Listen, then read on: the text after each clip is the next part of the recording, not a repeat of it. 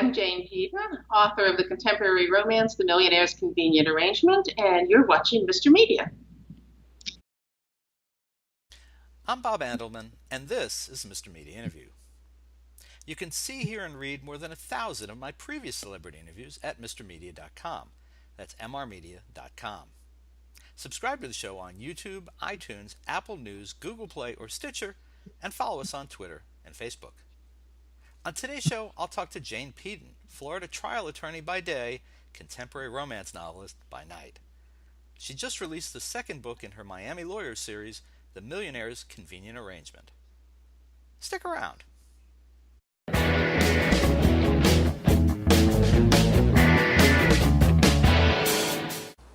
What is there in my DNA that makes me, in middle age, suddenly enjoy reading a good contemporary romance novel? Well, there's that word good for starters. For the second time in a year, and despite being the antithesis of her target audience, I succumbed to reading a Jane Peden novel, cover to cover, with few, if any, interruptions. Her latest, The Millionaire's Convenient Arrangement, is the second in her Miami Lawyers series, taking us inside the life of one of the high-flying attorneys in the fictional South Florida law firm of Flanagan, Barrington, and Perez. It follows closely on the heels of The Millionaire's Unexpected Proposal.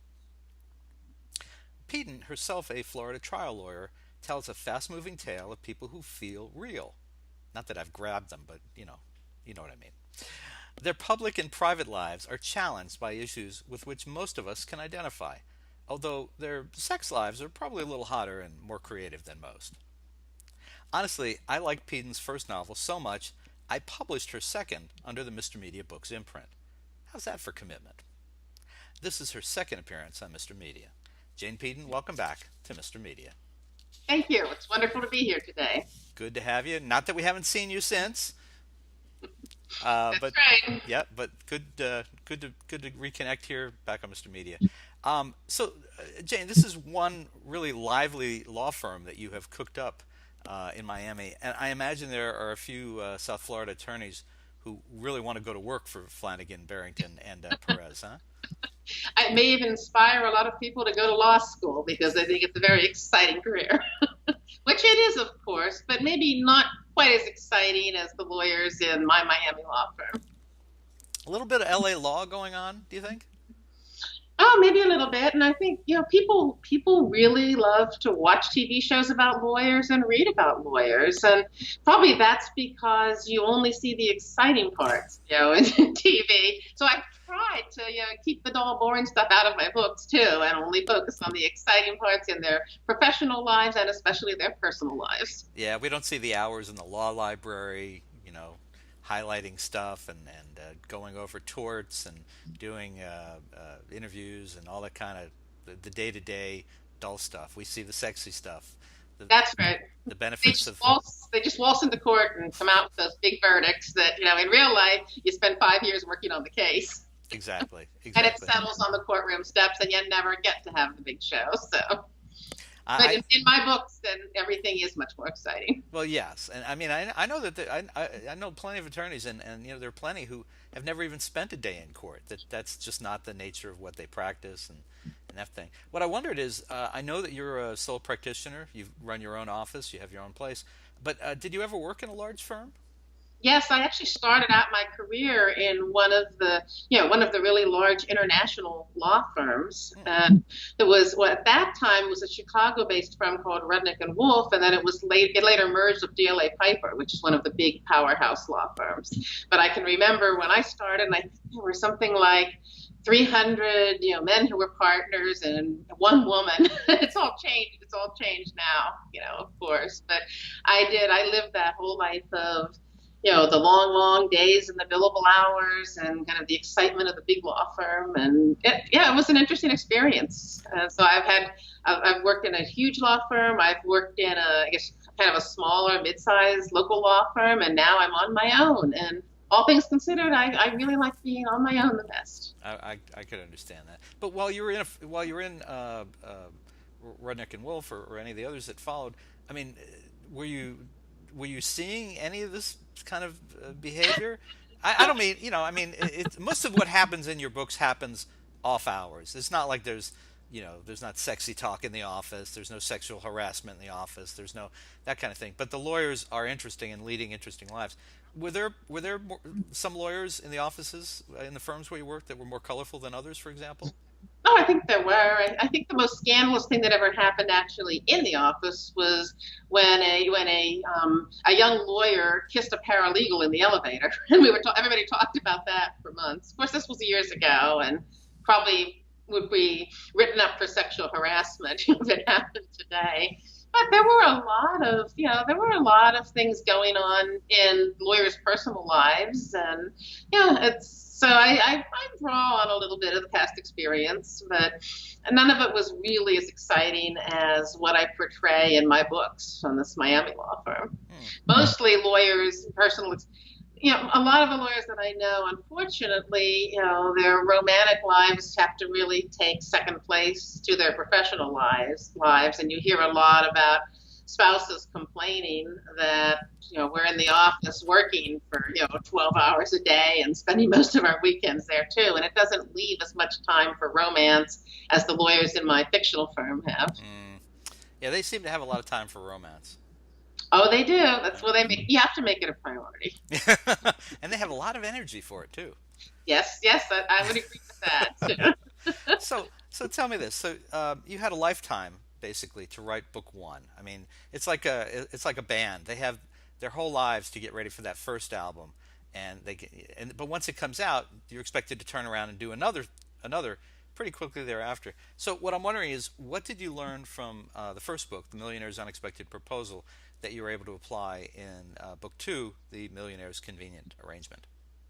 Well, I think I spent a lot more time on revisions and in working with my editor on revisions on the first book than I needed on the second, because there were mistakes I made in the first book when I was drafting it that I had to go back and really correct. I got to the end of the first book and realized that I had focused too much on one character, and the other character didn't really have much of a point of view, and I had to go back and change a lot of scenes so I could tell more from his perspective and not just have it all coming from the female character's perspective. And I've done that without even realizing. I guess maybe I related more to the female character in the book. And I also had, I discovered with the first book that sometimes in your head as the author, you know what is in your characters' hearts. You know that these are good people, and you know that the things that happened in the past that have molded them, and you know how it's going to work out in the end, and they're going to be redeemed. But with my first book, when my editor first read it, she loved the story, but she said, everybody's gonna hate both of these people until they're three-quarters of the way through the book. And if you don't change that, if you don't give the reader an idea why they're acting the way they are, people aren't gonna read past the first few chapters. They're not gonna give it a chance. So that I really learned from that. And I made those changes in the first book, and when I was writing the second one, I tried to give the readers more of a glimpse of, not just what the characters were doing, but, why they had the feelings they did. And try to show their motivation a little bit, because I really want the readers to root for them, not just at the end, but from page one, and say, these are decent people, and they deserve to be happy, they deserve to be together, and I want to go with them through the process, getting past these roadblocks. So that I think that was the best thing I learned, and thank heavens it did save me some time, because my first book came out last year, the second one's coming out this year. Readers can't wait 10 years for book two, so, or they're going to lose interest. So the pressure was on to write the second book faster than I did the first one. Well, I'll tell you something. It's interesting. I was reading. You'll be surprised by this comparison, but I was reading a story this morning about the sequel to the movie Bad Santa, of all things. I don't know if did you ever see the movie? I have not even seen the first one. Oh, okay. Well, it's Billy Bob Thornton as a drunken alcoholic, woman abusing Santa Claus, department store Santa Claus, and it took them 10 years to write a sequel. And he was explaining in the story why. He said that the writers, one after the other over the years, had him just be completely a complete SOB. He's just an awful, awful person. And they lost sight of the fact that there were some things in the character in the first movie that made you root for him. That he couldn't be all bad all the time. That they gave him a family backstory. That they gave him some motivation for being a drunken woman abuser. Not that anything excuses being a drunken womanizer, but it was explained. It's storytelling. So he said at one point, he said to the writer, he said, there are rules for this character. And the writer said, how could there be rules for this character? This is a anything goes character. He says, no. No, for the character, there are rules. There are certain things that even he will not do. And if you don't respect the rules, people will not enjoy the movie. So it took them 10 years to get it right. And I thought that was interesting because, yeah, if you had seen, and anyone who's seen Bad Santa would go, what, there's rules? he's irredeemable. But in reality, every character, in terms of fiction or anything like that, there has to be something about him where you at least have an understanding of what motivates him. Otherwise, the story is going to fail. No, that's absolutely true. Yes. So anyway, that's why I was curious. So was the second book easier to write than the first book? Hmm. I guess it was easier to write because I was able to avoid some of the problems that I had with the first one. And so it was easier from that standpoint. It was easier too because I was already invested in this world, in this law firm in Miami, and these characters. And although you don't meet Maria, who's the heroine in the second book, in the first book, you do meet Richie. And I had a number of reviewers after the first book came out who said, I can't wait to read Richie's story. Because Richie was kind of introduced there, and you got little glimpses of his character and what kind of person he is. And I went into the book already knowing that there were readers out there who were rooting for Richie to have his happily ever after. And I was excited to tell his story too. And I think when you're really excited about the story, the writing is easier. It goes faster. Jane, I'm going to interrupt for just a second and ask you, and this is not a political request, can you lean just a little bit to your right? Oh, You're right. Yeah, that's good. Right, second? yeah, I think that should be good. Somewhere over there. And I'm sorry because I know there's light hitting your face right there. I always lean a little left. I'm I sorry. know, I know. That's why I didn't want to. Somewhere in between there and a little bit to your left, and yeah, you're right there. Second? Yeah, and the light will shift, folks. I know you're seeing the light hitting right down the center of Jane's face. We can't do anything about that, but we just want to keep her in the screen. So here's a question: you are a married woman, and I have to admit, I'm curious about when your husband, my friend Dave, who I've known a long time, and I got to say, actually helped me get my second book. We go back a ways. I'm kind of wondering though, when does Dave get to read the stories? I mean, and what kind of feedback do you get from him, and what feedback do you want from your husband in this situation? Okay, well, and it's a little difficult because he was an English major in college, so he really and he worked as a journalist, and he really wants to get that red pen out and start changing things around a little bit. So this is not what I want from him when he reads the book. What I want from him is, wow, this is fabulous. This is going to be a bestseller. Because I fear there's plenty of other people. I have other beta readers. I have editors. There's plenty of people who are going to pick it apart and say how I can make it better. But it's kind of like when you finish the first draft of your book, it's kind of like giving birth to your baby. And you don't want anybody to look in the bassinet and say, man, that's an ugly baby. So, yeah, you want it.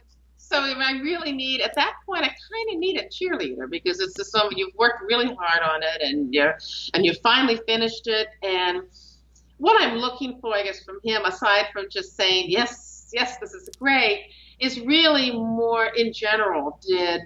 Just an overall, did the story make you feel good? Did he understand where the characters were coming from. It's kind of big picture things. I want to know something like, did Richie stay likable? Because I mean, you have to, when you're writing a book, you have to put the characters through difficult things, and they respond to those things, and sometimes, sometimes their responses aren't always the best that they could do, just in real life. Well, we don't always respond well under stressful situations, but I want to make sure I haven't pushed it too far, and that that the reader is still going to be rooting for the characters. And also, the other thing I want back from him is if the book left him with any unanswered questions, because I never want to leave some sort of a loose end. It's like when you read a book sometimes, and I know when I'm reading a book, if there's a dog in chapter 1 of the book, I have been known to flip to the last chapter to see if the dog's still there. Because if the dog died, I'm not reading the book. So I want to know, did I leave? Is there anything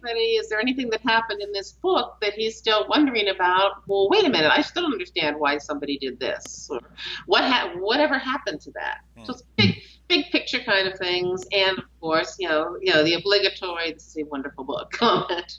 And, So. and needless to say, folks, Jane has 2 dogs, so she wants to know about the dogs. Well, part of what I was curious about, I mean, and we may have spoken about this the last time, but you write very intimate sexual scenes at times, and they read really well. I mean, they really involve you. But I'm thinking, I mean, my wife doesn't even like to read my Facebook posts. Like, I can't imagine if I started writing an adult novel with sexuality, that kind of thing.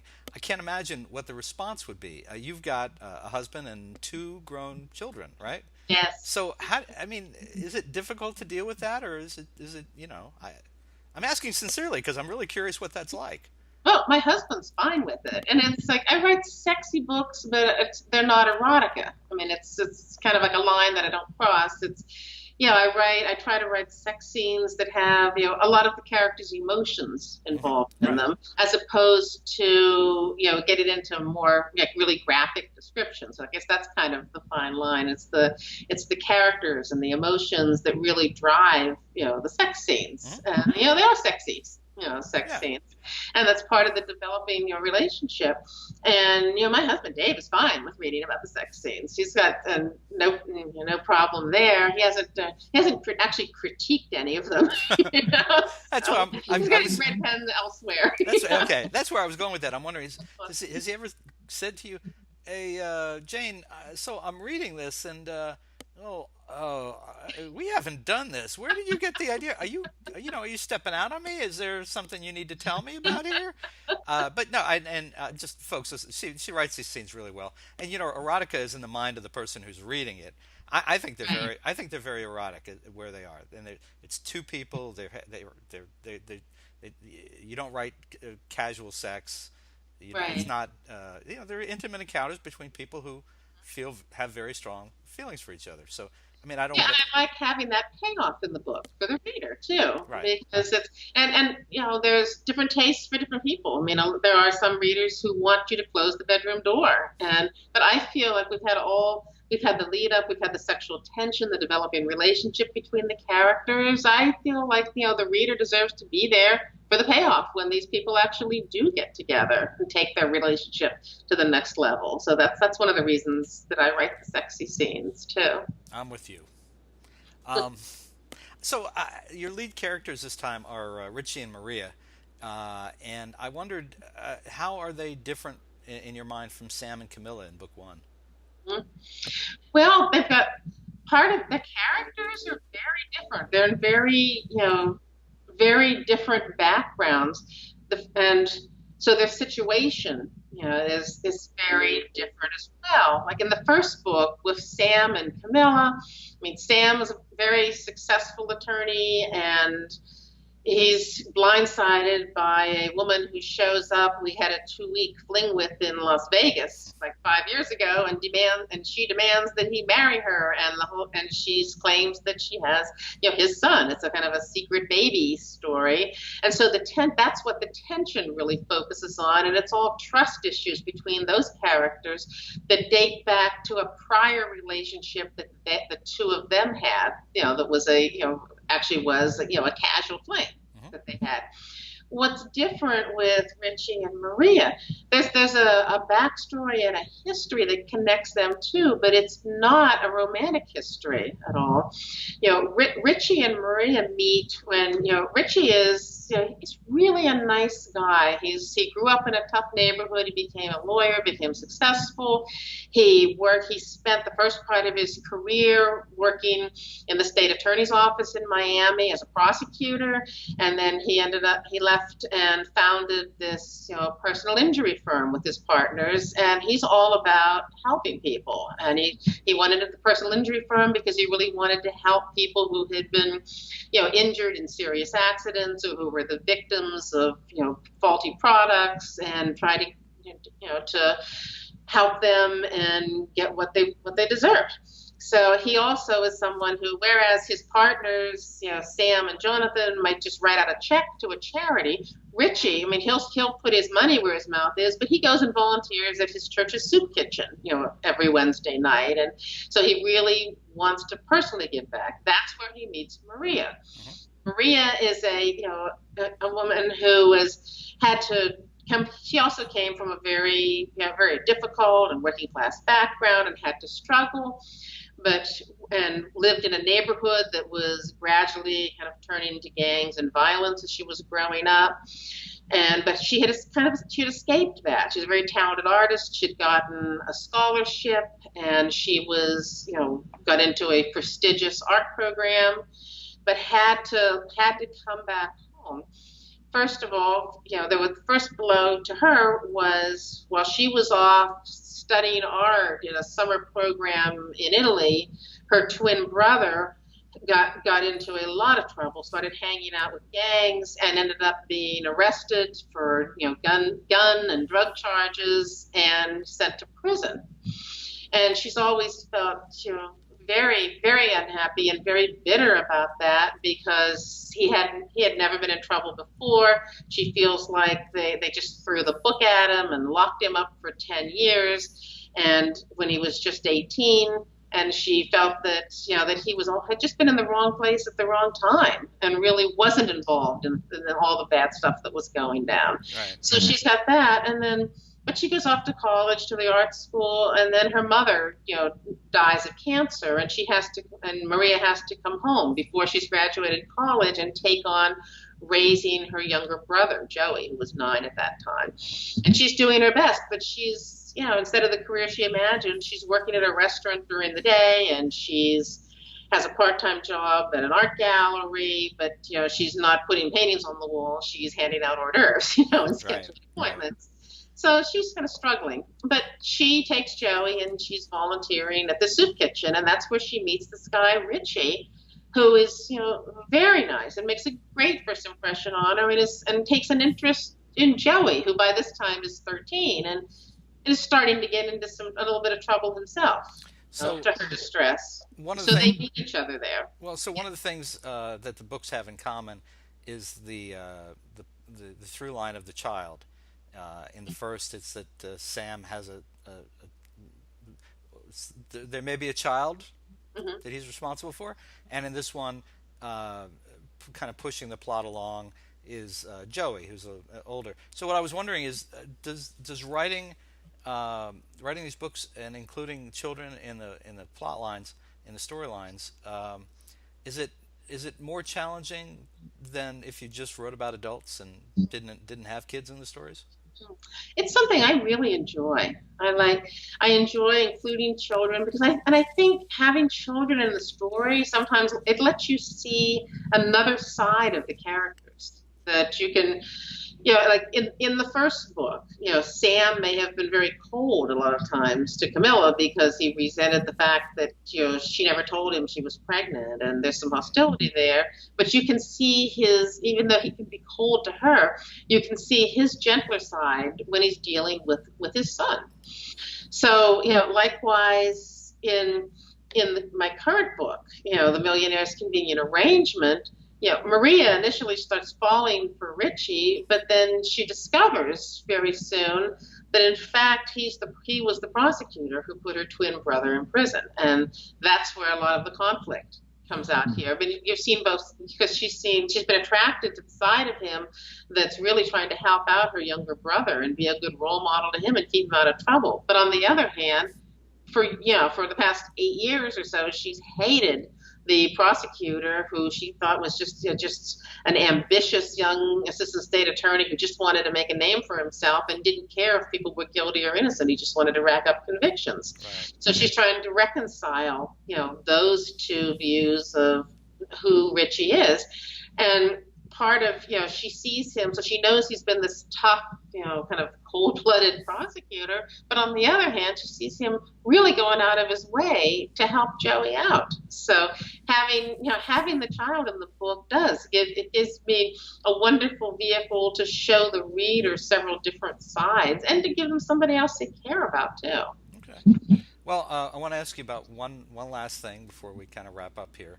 This is the tough question. This is the double jeopardy question. Okay. How do you think romance novels and romance writing will fare in the Donald Trump era? Boom or bust? I think it'll be a boom because everyone wants to escape from anything that's going on in real life and in politics. I mean, it seems like every day when you turn on the TV, there's more alarming news. There's more tension. There's more divisiveness. People are unhappy.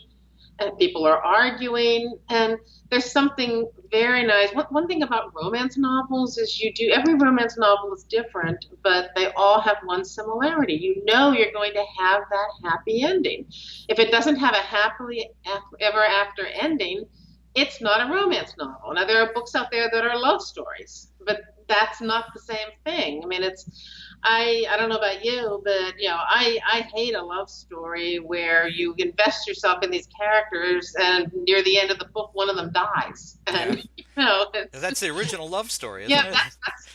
that's true. That's true. Although at least in that one you saw it coming. Yeah.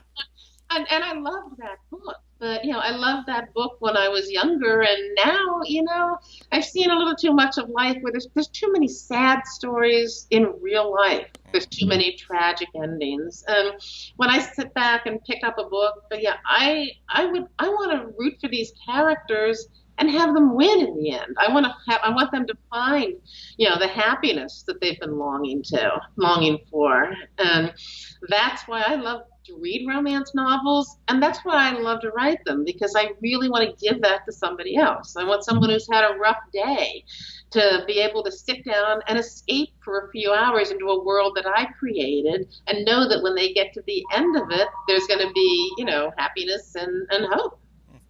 All right, last question. What's next and when? Well, the next book on the horizon, well, there are three partners in the law firm, and there's Sam. Sam's story was the first one. Richie's is coming out now, and we still have Jonathan. So the next book is about Jonathan and Bailey. And if you read the Millionaire's Convenient Arrangement, we've also included at the end of it the first chapter from Jonathan and Bailey's story. No extra charge. That's right. That's right.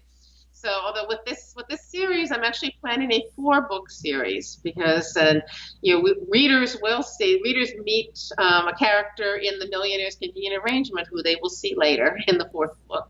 So, I'm going to keep next on the horizon for me is just to keep on writing romance novels. And when this series is done, I will start another one because I really love taking what I know about the legal profession and lawyers and Florida and mixing it together in stories that make me happy to write them and hopefully make people happy to read them.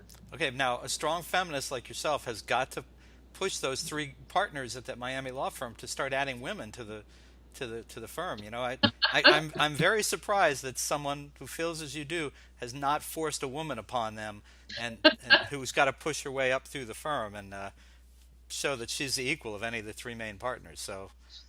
Well, that's true. We may decide to expand this series beyond the 4th book. That's what I'm thinking. All right, folks, listen, you can find Jane Peden's novels, the latest, The Millionaire's Convenient Arrangement, as well as the first, The Millionaire's Unexpected Proposal. There you go. The first 2 in the Miami Lawyers series, which at least a third yet to come, maybe more. They're being great bookstores everywhere. You can order them also right now at a great price for either the ebook reader or in paperback at MrMedia.com. And if you're watching this on MrMedia.com, just below the video, you'll see the cover of both books. You can click and order them in whatever format you like. And if it's ebook, you can have them immediately. If it's paperback, you can get them in a day or two. Jane, website? Yes, janepeden.com. It's JANEPEDEN.com. And you can sign up for my newsletter there, too. And people can find you on Facebook as well? Yes, I'm on Facebook, and I'm on Twitter, and I'm on Instagram. And, you can find, I have an Amazon author page, and you can find me at Goodreads. So I'm everywhere that, where authors are found, you can probably find me. Excellent, excellent. Well, Jane Peden, always great to see you. Very proud to publish this particular book, and thank you so much for joining us on Mr. Media today. I'm delighted to publish the book with you and looking forward to many more. Thank you.